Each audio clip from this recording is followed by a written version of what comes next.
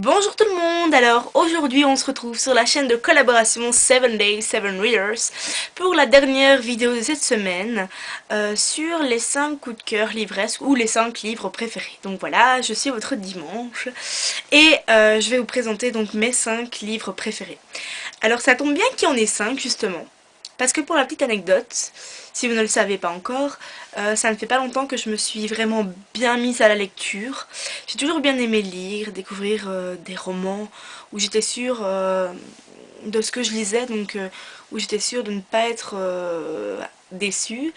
Et donc ça fait 1 an et 3 mois que je me suis vraiment mise à la lecture. Et si vous voulez, j'ai toujours été une grande passionnée, voilà. Malheureusement, pendant mon adolescence, j'étais confrontée à une certaine rébellion contre la société. Bon, en fait, voilà, mon adolescence, enfin, durant mon adolescence, je n'ai pas beaucoup lu, sauf les lectures scolaires imposées. D'ailleurs, j'ai eu de très bonnes lectures, mais bon, voilà, quoi. Tout ça pour vous dire que je n'ai pas beaucoup de coups de cœur, j'en ai vraiment que 5. Là, c'est vraiment tombé pile poil, parce que je n'ai que 5 livres préférés, 5 gros coups de cœur. Voilà, ça tombe vraiment très très bien. Et donc je vous les présente tout de suite, voici le numéro 5. Alors en numéro 5, vous allez voir en fait que je vais vous parler d'une saga, et donc je vais vous présenter 3 tomes. Et donc ces 3 tomes, je vais vous les présenter en fonction de ma préférence, voilà. Alors le numéro 5, c'est Bleu Saphir de Kerstinger aux éditions Milan, collection Macadam. C'est le tome 2 de la saga donc Rouge Rubis. Voilà. Et donc, bah voilà, donc en numéro 5 arrive le tome 2, puisque le tome 1er et le tome 3 ont été de meilleures découvertes, de plus belles lectures. Voilà, ce tome 2 a été quand même un très beau coup de cœur, mais malheureusement, il n'arrive pas à la cheville de ses deux frères. Voilà. Voilà, je pense que ça veut bien expliquer ce que je ressens. Donc ici, cette saga-ci, donc je vais quand même vous la présenter. Donc ça c'est le tome 1 et ici le tome 3. Donc ça raconte l'histoire de Gwendoline Shepherd, qui est une demoiselle qui va se rendre compte qu'elle est dotée d'un certain pouvoir, puisqu'elle peut retourner, elle peut voyager dans le temps. Voilà, alors elle va faire partie d'une organisation assez spéciale où comment je pourrais vous résumer ça sans vous expliquer et vous spoiler. Mais vous savez quoi, je vous invite à aller voir ma chronique et mes vidéos qui en parlent, parce que là je pense que je vais un peu vous spoiler puisque j'ai tendance à dire un peu trop. Donc voilà, enfin soit. Donc ça c'est mon coup de cœur numéro 5. On passe tout de suite au numéro 4. Alors mon coup de cœur numéro 4 c'est Vert Émeraude, donc c'est le tome 3 de la saga Rouge Rubis de Kerstinger aux éditions Milan, collection Macadam. Alors c'est le dernier tome de la trilogie. C'est un livre que j'ai vraiment beaucoup aimé, c'est d'ailleurs un coup de cœur, enfin sinon il ne ferait pas partie de cette vidéo. Et donc voilà, ça fait partie de ma saga chouchou. C'est celui que j'ai adoré, enfin c'est un que j'ai adoré, donc c'est le deuxième que j'ai le plus adoré dans cette saga, voilà. Et donc, le numéro 3 de mes coups de cœur, c'est bien évidemment le tome 1 de la saga qui est Rouge Rubis, voilà. J'ai vraiment adoré cette saga, si vous ne la connaissez pas, je vous force presque, non, je vous invite à aller voir les chroniques et les avis sur la blogo. Et évidemment, je vous invite aussi à la découvrir par la lecture. Voilà, c'est une très très bonne saga, fantastique. Et donc voilà, je l'ai vraiment adoré. Ça sort un peu de l'ordinaire puisque bon, les sagas pour l'instant elles sont fortes, elles parlent souvent de vampires, de loups-garous et autres bêtes du genre.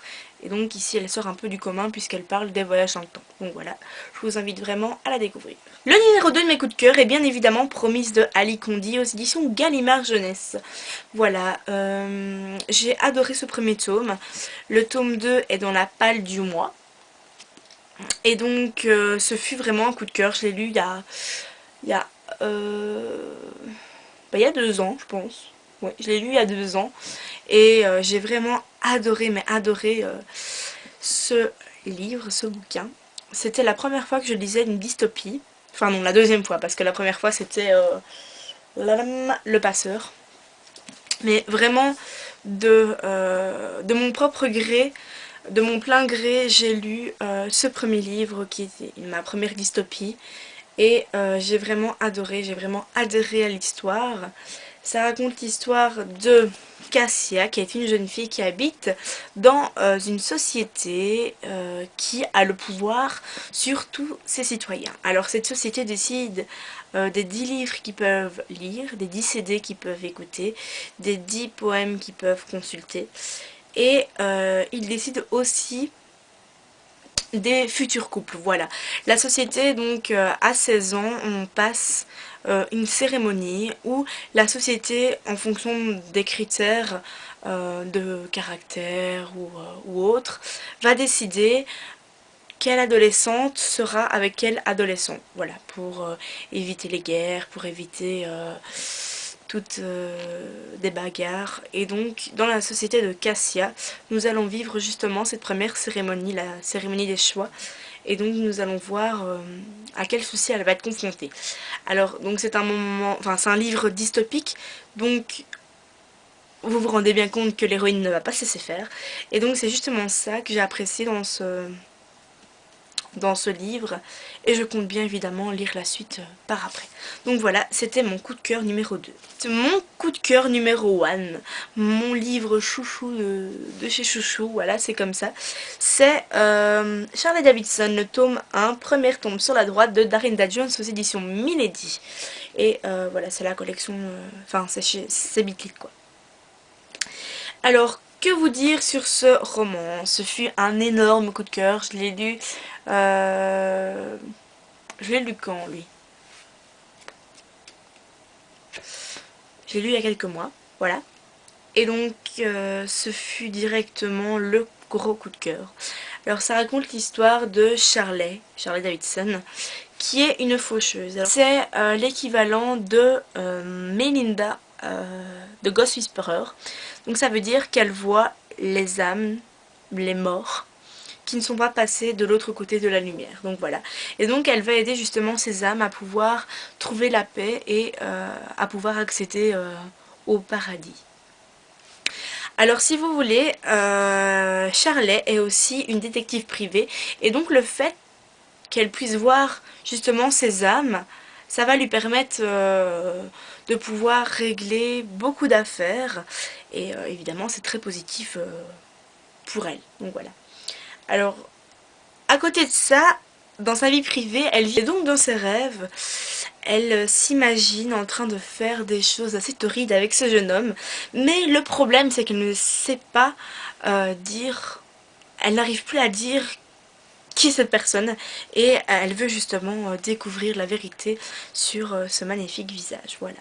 Je ne sais pas si j'ai été assez claire. Mais donc voilà, c'est mon coup de cœur livresque de tous les temps. Il n'y a encore aucun livre qui a pu prendre sa place. Je pense qu'il va falloir vraiment beaucoup pour le détrôner. Et donc si vous ne connaissez pas encore cette saga, je vous invite vraiment de tout cœur à la découvrir justement et à l'apprécier comme moi j'ai pu l'apprécier. Voilà, voilà. Donc je vous fais un petit récap sur mes coups de cœur.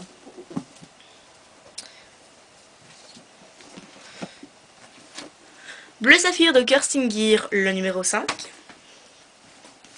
Vert Émeraude de Kerstingir, le numéro 4. Rouge Rubis de Kerstingir, le numéro 3. Promise d'Ali Kondi de chez Gallimard Jeunesse, le numéro 2. Et enfin le numéro 1, tadam, Charlie Davidson, le premier tome, première tome sur la droite de Darren Jones aux éditions Milady.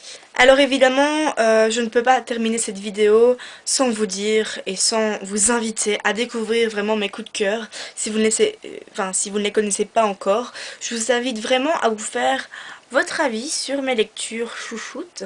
Et donc, voilà, je vous invite vraiment à découvrir mes lectures préférées. Alors pour cette semaine c'est fini, je vous fais de très gros bisous et je vous dis à très bientôt, mais surtout à la semaine prochaine. Mouah.